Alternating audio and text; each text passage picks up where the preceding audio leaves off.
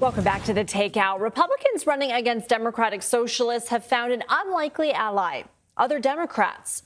The centrist Democrat think tank Third Way has pledged $15 million to discredit the DSA movement between now and 2028.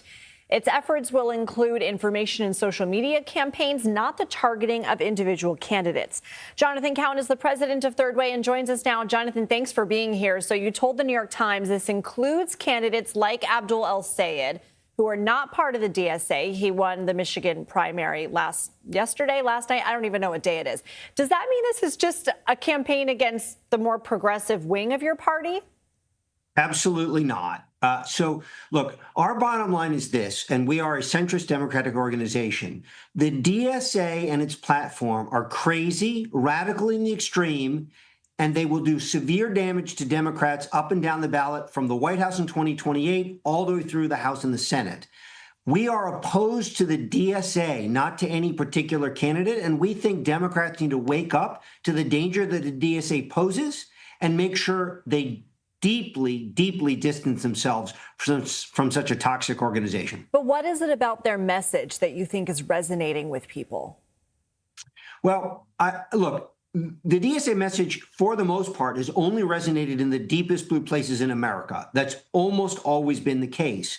And if you got to a general election, their biggest ideas would absolutely tank. The DSA stands for letting everybody out of prisons and having no prisons, abolishing the border, getting rid of ICE, having the government take over most industries, abolishing the United States Senate, etc. These are crazy ideas that no one supports. They're anti-American, they're deeply illiberal, and they're wildly unpopular. So in deep blue places, in those kind of places, you can sometimes elect more radically left candidates. But when it comes to the White House in 2028 and to expanding the Senate and the House map, the DSA and their ideas will not sell.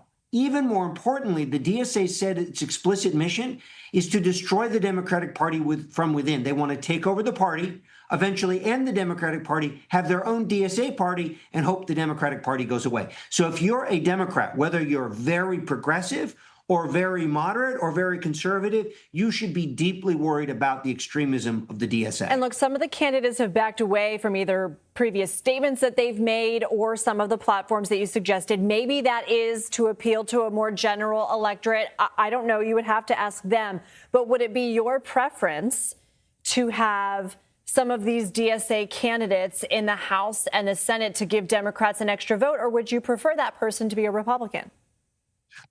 Look, we're a centrist democratic organization. We believe that you need to put a check on Trump and MAGA, which means you need majorities in the House and the Senate.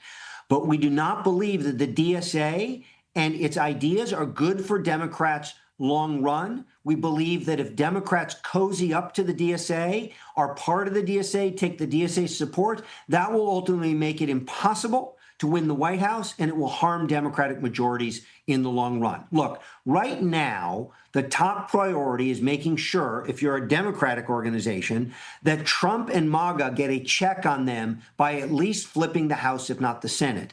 But in the long run, if you want to build sustained majorities and you're a Democrat, you can't get close to the DSA because the DSA itself is so toxic and so un-American, they will destroy the Democratic Party. Do you think you should have launched this campaign prior to the primaries?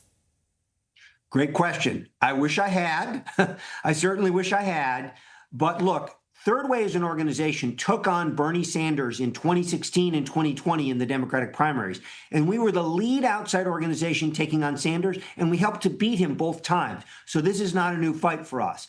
But we've now realized after this round of primaries that it isn't just at the presidential level they're a problem. They're also, the DSA is a problem at the sub-presidential level. So we're gearing up not for these primaries, which are almost over, but the next set of primaries and the 2028 presidential to make sure Democrats are organized in their opposition to the DSA. They hear the alarm and they realize these folks are not ultimately good for the Democratic Party. Have you ever sat down with them to say, hey, how can we all play nice in this big tent?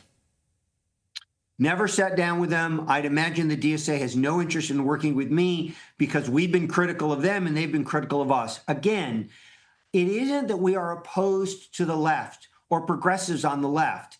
For example, Diana DeGette in Colorado, who was unseated by a DSA member. We've worked a lot with Diana DeGette. We worked with folks in the Democratic Party ranging from the left progressives all the way to conservatives like Joe Manchin when he was in the Senate. Our problem is with the DSA. The organization wants to destroy the Democratic Party. That is an explicit goal of theirs. And their ideas are so un-American and so unpopular that Democrats should go nowhere near them. Jonathan Cowan, thanks for your time. Pleasure. Thanks for having me.